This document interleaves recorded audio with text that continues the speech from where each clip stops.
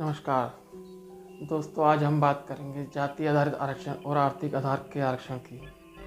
आखिर आर्थिक आधार के आरक्षण की क्यों इतनी मांग कर रहे हैं आज के युवा, और जाति आधारित का बहिष्कार क्यों कर रहे हैं। जाति आधारित आरक्षण का बहिष्कार वही लोग कर रहे हैं जो श्रवण वर्ग से आते हैं, अपर कास्ट है। उनसे मैं पूछना चाहता हूँ, आखिर आरक्षण का आर्थिक आधार क्या है।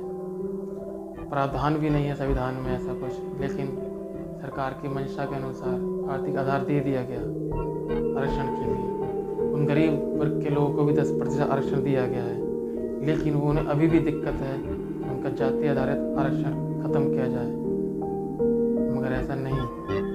आखिर सदियों से जाति के आधार पर ही हमारे देश में भेदभाव किए जा रहे हैं। मंदिरों में, सार्वजनिक स्थलों पर उनके साथ भेदभाव किया जाता है। शिक्षा के क्षेत्र में उनके साथ भी हो गया, उनके हमेशा पिछड़ा करके रखा गया, उन्हें दूर रखा गया।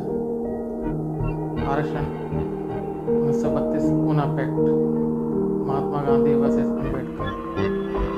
जी हाँ, ये आरक्षण किसी को पूर्ति नहीं। बाबा साहब के अथक प्रयासों के कारण आरक्षण मिला हिंदू समाज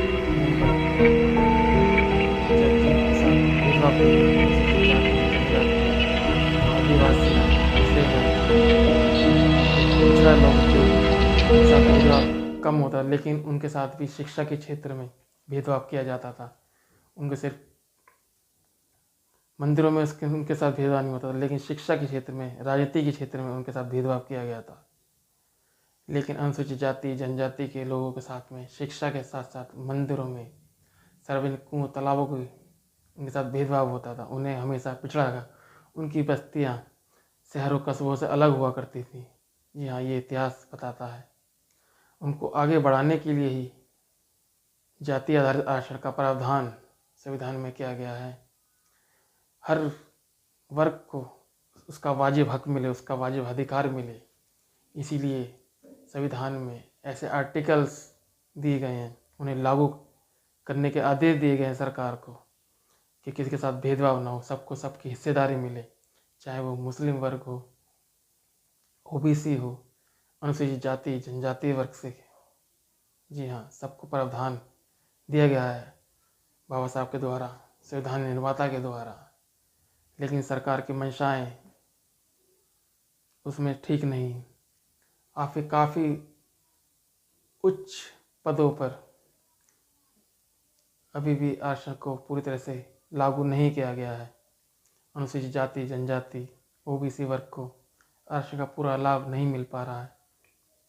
जी हाँ, इस ओर सरकार को ध्यान देना होगा, सोचना होगा, और उन लोगों को भी सोचना होगा जो आर्थिक आधार पर आरक्षण की वकालत करते हैं। आखिर उन्हें समझना होगा कि हमारे देश में आरक्षण जाति आधारित होना ही चाहिए। गरीबी के कारण किसी के साथ भेदभाव नहीं किया जाता। गरीब होने के कारण उसे मंदिर से नहीं भगाया जाता, उसे सार्वजनिक स्थलों से, सार्वजनिक कुओं से पानी के लिए नहीं कभी भगाया गया, शिक्षा से कभी वंचित नहीं किया गया है। जी हाँ, नमस्कार। मैं यही बात अपनी समाप्त करना चाहता हूँ। धन्यवाद।